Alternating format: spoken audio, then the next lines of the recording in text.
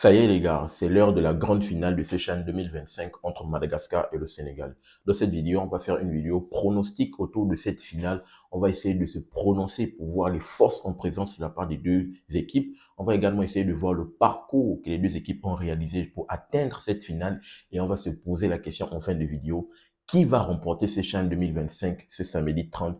Qui sera au panthéon du football africain avant bien évidemment la grande CAN qui arrive du côté du Maroc dans quasiment 3 mois, qui bien sûr va représenter son pays, ramener la coupe à la maison. Bien évidemment, on va répondre en fin de vidéo dans ma vidéo pronostic. J'aimerais également avoir le tien.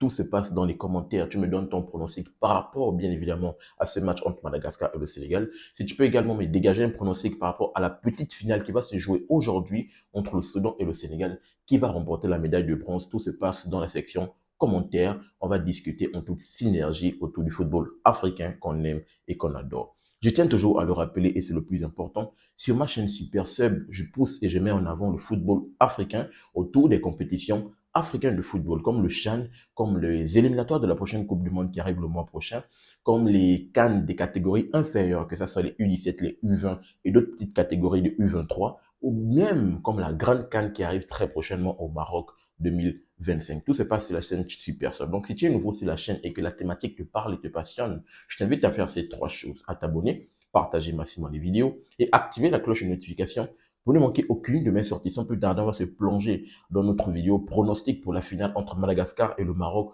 pour déjà essayer de voir les forces en présence, pour essayer de voir qui, bien sûr, va remporter ce CHAN 2025. Bien sûr, lorsqu'on essaie de voir, normalement, la confrontation entre les deux équipes, lorsqu'on essaie de checker très rapidement, j'essaie de voir, il n'y a pas tellement d'historique autour de la confrontation entre ces deux nations.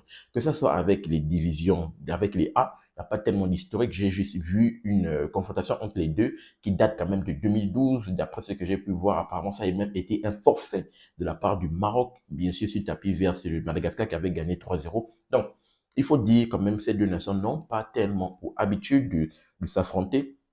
Donc, déjà, pour essayer de voir par rapport aux forces en présence, déjà, on va pas d'abord s'appuyer sur l'historique par rapport à ces confrontations entre les deux nations. On va d'abord revenir pour faire un bilan par rapport, bien évidemment, au parcours de ces deux équipes. Comme je l'ai rappelé dans pas mal de vidéos, Madagascar s'est qualifié, qui était à l'issue dans le groupe B, s'est qualifié, bien sûr, a fini deuxième, qui était ex aequo au même nombre de points avec la Mauritanie. La seule différence des deux, c'était au niveau du goal average, vu que la confrontation entre les deux s'était soldée par un match nul. Le Maroc, par contre, a fini deuxième du groupe A. Jusqu'à présent, le Maroc a fait un faux pas. Le Maroc, c'est le faux pas du Maroc. C'était, je pense, à la deuxième journée des phases de poule. Le Maroc avait perdu face au Kenya. Mais à part la défaite du Maroc, le Maroc est monté crescendo au cours de la compétition et a réalisé des performances juste incroyables. Madagascar, il faut le dire, comme je l'ai rappelé, pas pour plusieurs de mes vidéos, c'est deux participations dans ce CHAN. La dernière participation, dans la dernière édition de CHAN, Madagascar est arrivé dans le dernier carré. Et bien évidemment, Madagascar était à un chouïa d'atteindre la finale. Malheureusement, ils sont tombés face à l'ORS, face au Sénégal, tenant en titre qui avait remporté ce CHAN, bien évidemment, face à l'Algérie. Et Madagascar, dans ce CHAN, bien évidemment, je tiens à rappeler que Madagascar a eu, au cours des quarts de finale, on va arriver très rapidement, au cours des quarts de finale, Madagascar a remporté a eu cette équipe kenyane.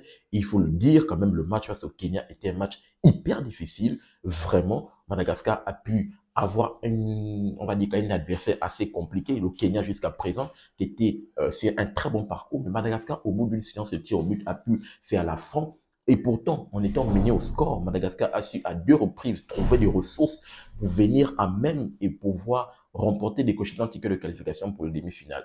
Parce que c'est le Kenya qui ouvre le score au bout du temps réglementaire, Madagascar qui va ensuite égaliser. Mais même dans la séance de tir au but, Madagascar va être mené au score parce que je pense que c'est le deuxième tireur des Barrea qui va se manquer. Ensuite, bien sûr, le Kenya est en train de se faufiler vers une qualification.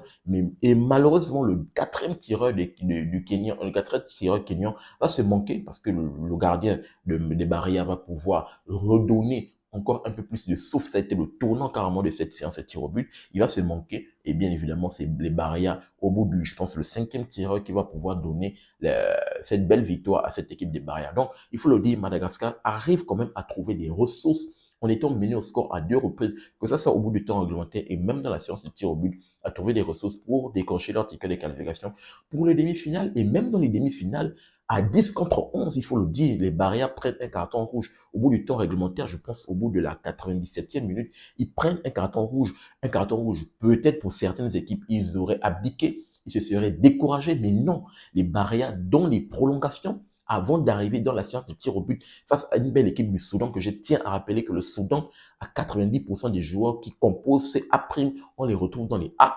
Et ce sont ces mêmes joueurs qui ont tenu en échec le Sénégal pendant la dernière fenêtre internationale du mois de mars. Comptons pour les éliminatoires de la Coupe du Monde, le Sénégal, je parle des seniors avec les Sadio Mané et tout le reste. Bien évidemment, cette équipe des barrières à 10 contre 11, dans les prolongations, ils ont plus trouvé des ressources pour pouvoir mettre ce but avant la séance de tir au but sur un jeu de passe juste incroyable dans la surface adverse. Et même à 10 contre 11, on avait du mal à savoir que les barrières étaient en infériorité numérique tellement ils arrivaient à cadrer le terrain. C'était juste incroyable. Les barrières trouvent une fois de plus les ressources pour venir à même de cette équipe de Soudan et décocher son ticket de qualification pour la finale historique pour les barrières qui font mieux que la saison précédente. Il faut quand même mettre en avant la force du caractère de cette équipe des barrières qui, en étant même dos au mur, arrive à trouver des ressources et pouvoir venir à même de ses adversaires.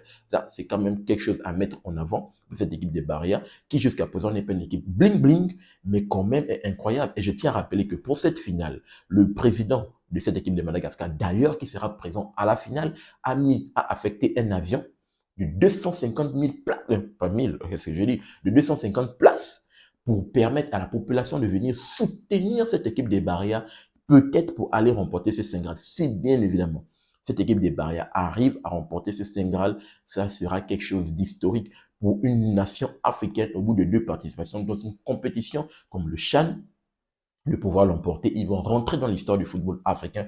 Cette équipe des barrières, pour une petite nation comme Madagascar, bien évidemment, jusqu'à présent, comme je l'ai rappelé, quand même, a réalisé un bon parcours, arrive à faire le dos rond, arrive à se surpasser en étant dos au mur, comme je l'ai rappelé, face au Kenya, en étant mené au score à 2 reprises. Et là, à 10 contre 11 dans ce dernier carré, face au Soudan, bien évidemment, cette équipe des barrières est l'outsider et va rencontrer une belle équipe du Maroc où, bien sûr, je vais mettre en avant. Donc, le Maroc, comme je l'ai rappelé, qui montrait crescendo au courant de la compétition.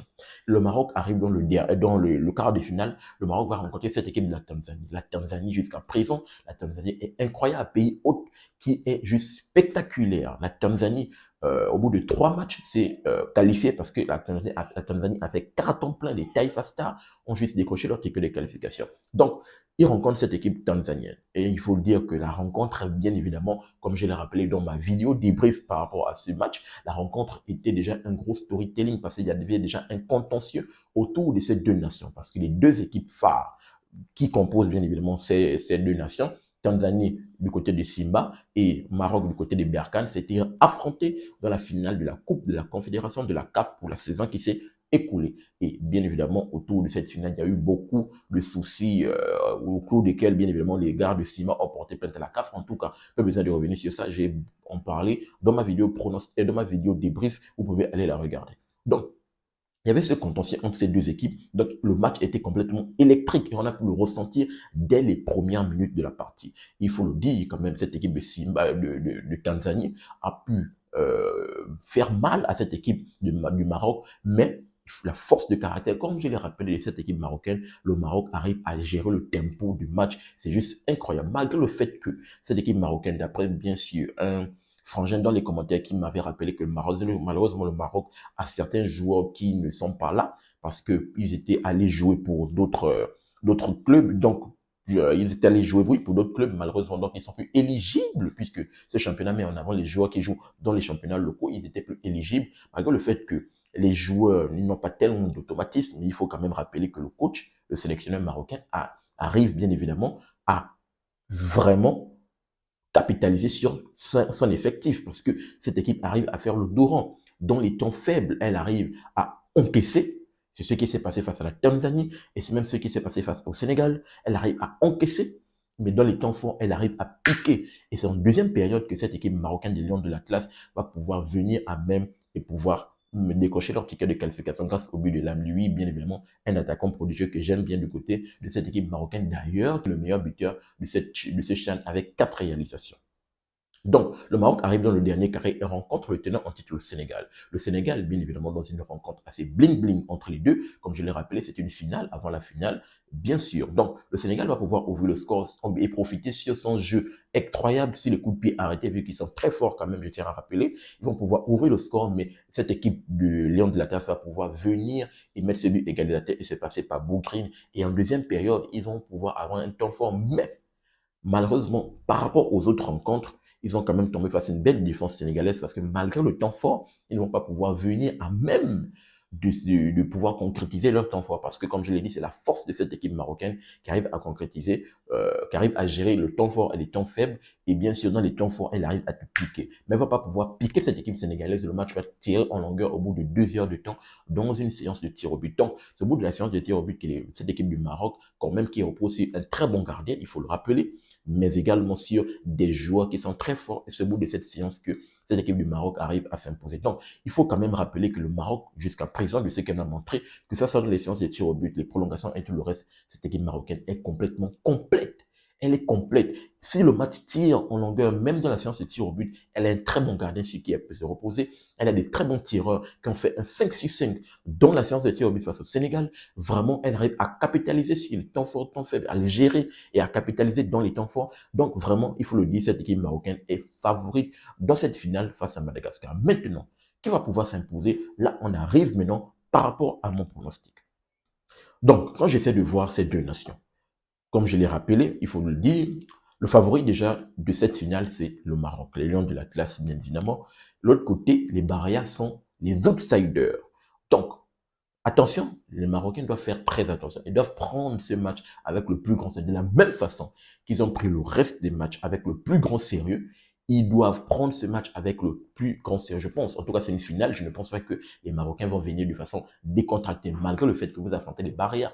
Les barrières, oui, jusqu'à présent, n'ont pas encore perdu. Et je tiens quand même à rappeler, ils n'ont pas encore perdu depuis le début de cette compétition. Donc, peut-être une défaite peut vraiment chambouler. Mais les barrières ont montré que même en étant mené au score, même en étant dos au mur, qu'est-ce que j'ai rappelé, ils arrivent quand même à avoir cette force de caractère à pouvoir capitaliser. Donc, par rapport à mon pronostic, bien sûr, le Maroc est favori. Les barrières sont des outsiders, mais bien évidemment, dans une finale, tout peut arriver. Dans un match, du 1, dans une finale, tout peut arriver. Une décision peut-être mal engagée de l'arbitre, un carton rouge parce qu'un joueur est sorti de ses gants. Quand même, je tiens à rappeler qu'il y a eu le Dossa 4 marocain qui est complètement sorti de son match dans le match face au Sénégal. Et heureusement que l'arbitre a été quand même assez favorable, il faut le dire, par rapport au carton rouge qui avait été annulé et bien sûr, il avait donné le carton jaune. Donc, une décision carton rouge peut avoir un tournant dans le match. Donc, ce match doit être pris au sérieux de la plus grande façon de la part de cette équipe marocaine qui, pour moi, je pense qu'à toutes ses chances, comme je l'ai rappelé, elle est assez complète.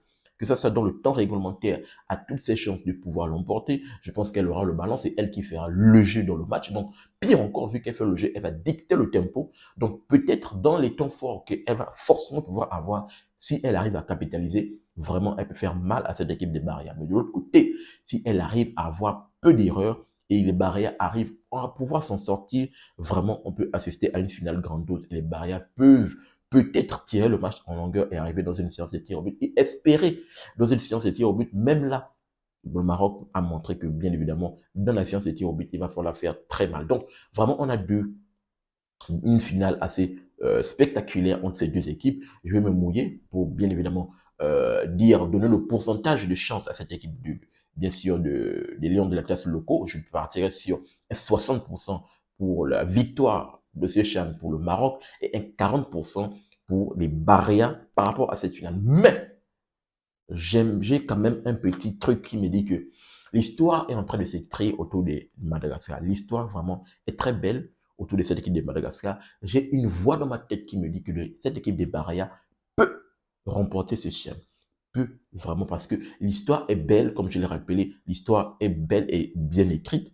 Elle peut bien sûr l'emporter. Or que de l'autre côté, le Maroc également force à tous les arguments pour ne pas perdre. Mais dans dans un match, pire encore dans une finale avec l'enjeu, peut-être les barrières peuvent créer la surprise dans un temps où, bien sûr, le Maroc plutôt repose sur ses forces et normalement peut pouvoir s'imposer de façon tranquille face à cette équipe de Madagascar. Donnez-moi votre tour dans les commentaires par rapport à ce match hyper plaisant entre ces deux équipes.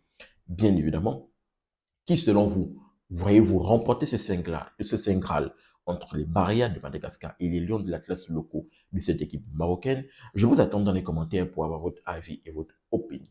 N'oubliez pas de vous abonner, de liker et surtout activer la cloche de notification pour ne manquer aucune de mes sorties. Peace. Très bientôt les gars.